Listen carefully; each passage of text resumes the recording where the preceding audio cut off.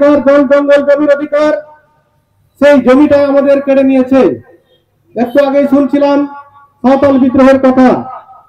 মূলত সেই সাঁওতাল বিদ্রোহ ব্রিটিশ বিরোধী ছিল না, মূলত জোরদার জমিদারদের বিরুদ্ধে ছিল।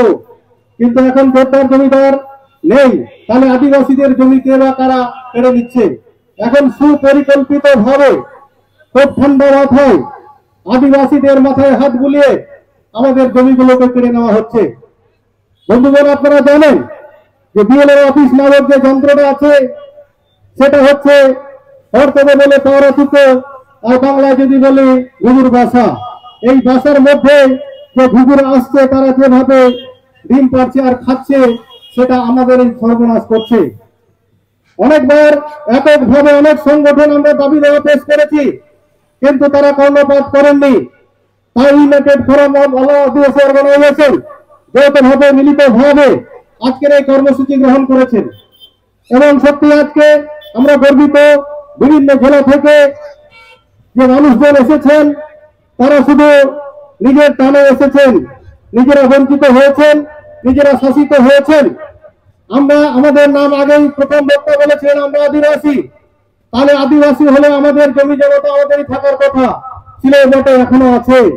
কিন্তু আমরা দেখেছি আমাদের মা বোনদের, কিছু বয়স্ক মানুষদের জমি জমার কাগজপত্র রাখার ভঙ্গিমা, ওরা জমি তাহে কেনা মেনা আর তাহে না, মেনখান আবহাওয়া কাগজপত্র ঠিক বানুয়া, चेना अबुरन दगदा को ओला पढ़ा दिगन दको बढ़ाई कन तहना ओना खतीब ते अबु जमी जेना कागज को कार को दहे तहना बंग द अलमारी ते कन बंग द बक्सा ते कन ओना टुकी रे और बंग भाई भाग ठुंगा रे और छती करे तो सगे बढ़ाई कन है से रंग ले तबन के नया जगह से तीन अबुन बन थोड़ा गान बोल नती बना फिर तो नीचे तीन बक्सा बन किरी निका नीचे कन फाइल पुलिस बन किरी का ओना रे बन सगे तो होएगा एन हो नितन येलो कना अति ओरारे दिबे संगठन खतीब ते दयान रे येलो कना দেখা যাচ্ছে গ্রামে গঞ্জে যে আদিবাসীদের যদি বলে তোমার 100 বিঘা জমি আছে তো বয়স্ক লোকরা আমার 12 বিঘা করে 14 বিঘা করে 20 বিঘা তিনে ডিভিশন চাষ না কত জমি চাষ করছেন আপনি 2 বিঘা 2 বিঘা 3 বিঘা 1.5 বিঘা কে বলছে আমি নিজে চাষ করি না নিজের হালে চাষ করি না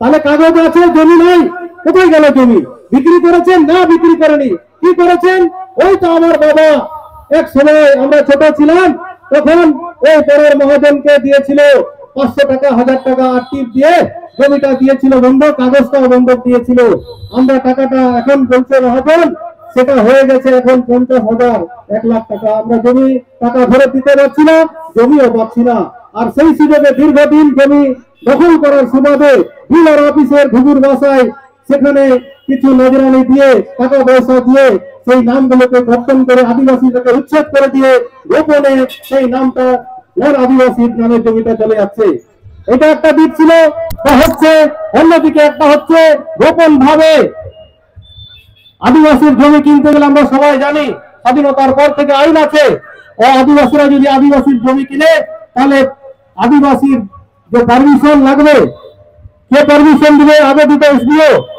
লোকাল ওয়েলফেয়ার অফিসার এখন ডিএম সাহেব সরাসরি আদিবাসীর ফর্ম দিচ্ছে বর্তমানে হয়তো সেই পারমিশন বন্ধ আছে কিন্তু আমরা অনেক সময় আন্দোলন করতে গিয়ে কাজ করতে গিয়ে দেখছি যে বিভিন্ন জেলায় আদিবাসীদের জমি পারমিশন করে বিক্রি হয়ে গেছে অবশ্য আদিবাসীরাই জানে না জমি পারমিশন হয়েছে এমন ভাবে তারা কাজ করছে এবং যখন আমরা আরটিআই করে জানছি যে এই আদিবাসীর জমি কি করে বিক্রি হলো তখন আমরা যে ট্রাইবাল অফিসে বা ডিস্ট্রিক্টে যখন আমরা আরটিআই করছি আরটিআই লেজাল দেখা যাচ্ছে not found no any permission অর্থাৎ কোন জমির পারমিশন সেখানে রেকর্ড হবে কারণ পারমিশন বের করতে গেলে আপনাদের একটু বলে রাখি অনেকে জানেন হয়তো জানেন না আমি এক সময় প্রধান ছিলাম আজ থেকে 30 বছর আগে 2-4টা পারমিশন বের করেছি সেই সুবাদে আমি জানি যে একটা পারমিশন বেরতে গেলে অত সোজা কথা নয় গ্রামের মেম্বার থেকে শুরু করে পঞ্চায়েত সমিতির মেম্বার সভাপতি বিডিও এরা সার্টিফিকেট দেবে আপনি কেন জমিটা বিক্রি করছেন কি কারণে জমি বিক্রি করছেন তারপরে সেটা ডিস্ট্রিক্টে যাবে এবং বিল ভেরিফিকেশন হবে তাহলে সেই ভেরিফিকেশনের পর সার্টিফিকেট দেবে যদি সত্যি সত্যি আপনার জমি বিক্রি করার প্রয়োজন হয় তাহলে ওনারা পারমিশন দেবেন এবং সেটা সামান্য পরিমাণে জমি কিন্তু এখন আমরা দেখছি 10 বিঘা 12 বিঘা জমি একটা পারমিশন দিয়ে বিক্রি হয়ে গেছে এটাই সত্যি আমাদের কোশ্চেন যে আদিবাসীদের কি এমন দরকার করলো আর সমস্ত জমি বিক্রি করে দিচ্ছে এবং ডিএম সাহেব সেই পারমিশন দিয়ে দিলেন। এটাই একটা কোশ্চেন। এটা হচ্ছে ধোঁকাবাজি, পুরো পারমিশন ছাড়া জমি বিক্রি হয়েছে। সেই কথাগুলোই বলছি। আমরা রাস্তায় স্লোগান করছিলাম আমাদের জমি ফিরিয়ে দিতে হবে, এই জমিগুলো ফিরিয়ে দিতে হবে যেটা অবৈধভাবে পুরো পারমিশন ছাড়া। এইটা আজকে আদিবাসী অন্য জায়গায় রেকর্ড হয়েছে।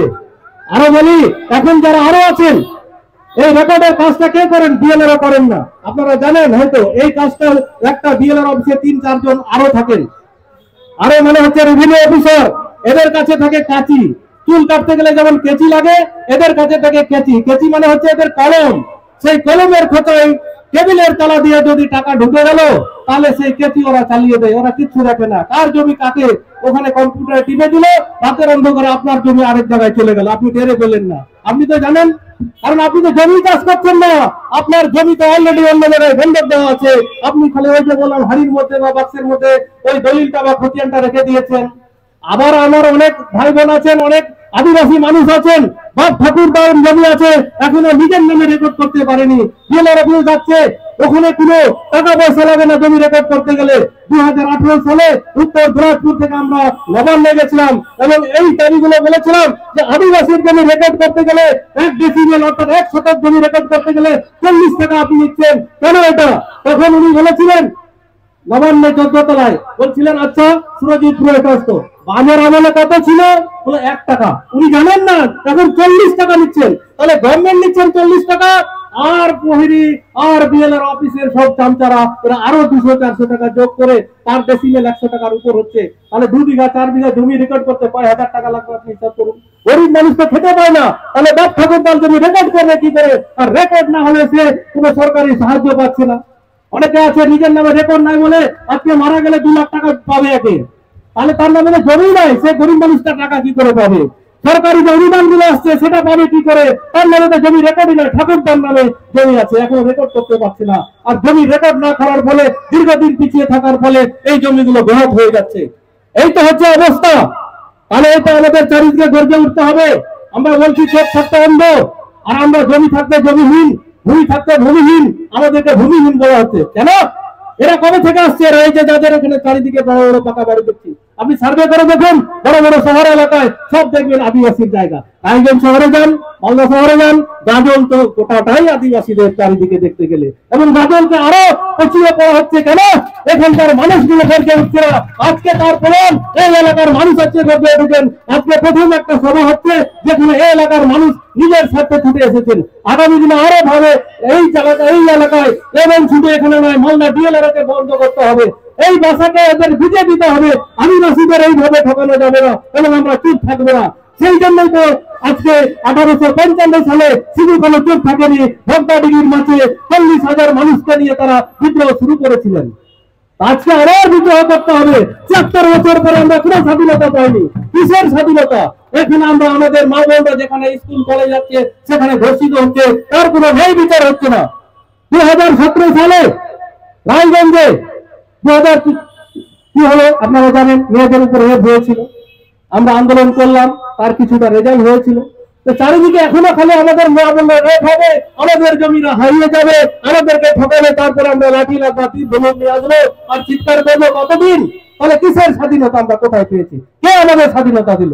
লড়াই করলাম আমরা আর ফল ভোগ করছে ওরা। আমাদের ওখানে একজন বয়স্ক লোক ছিল, উনি বলতেন হাটেগা লাগটি বেলা খাওয়াটা ধুতি বেলা। তো খাটবো আমরা, আমার জমিটা আমরাই খাচ্ছি। ওই যে আমার জমিটা বসানো আছে সেখানে আমার আদিবাসীরাই ওখানে চিকুটুকটা আর ওর হরু করা হয় না, সেতনটা বারটা কই হয় না, আর নিজেরা 10 বিঘা জমিরা আগে জোর হিসাবে খাটাত না। আর ওনারা মূল ধন্দা উনি দেখুই জমদা, উনি গিদ্রটা মঞ্জি স্কুলে পাহাত না, আর ভাবি চাকরি জামদা ভাবি জায়গায় চালাত না, আর গিদ্রটা সরকারি প্রচার স্কুলে পাহাত না। কিনা ওরা মুনাফা হয় নামদা, ওরা ঘাট খাচ্ছেন উপার্জন হুকান, আমরা 3 পয়সা নামদা, দিনটা 200 টাকা, বাবা হর 300 টাকা, কারণ ঘটা কেনা আমার জমি ঘটা কেনা, আর অনেক হয়তো ফসল উর্জা কেনা, ওনার না যে মূল ধরনের লাভ তো গোলার উড়িয়া হুরু বলো কেনা আমরা বান্দান্দা। আর গোপনে কোনে লে কান যে লাহাতে বর্গাত হয়ে কান বই বইতে ভিতরি ভিতরি তো রোগা হতো কাটা হতো না। পাট্টা জমি নাম করতে পাট্টা জমি করে না নিতে বাপুন করে আয় মহড়। এই তো অবস্থা হুল কোনাই তো।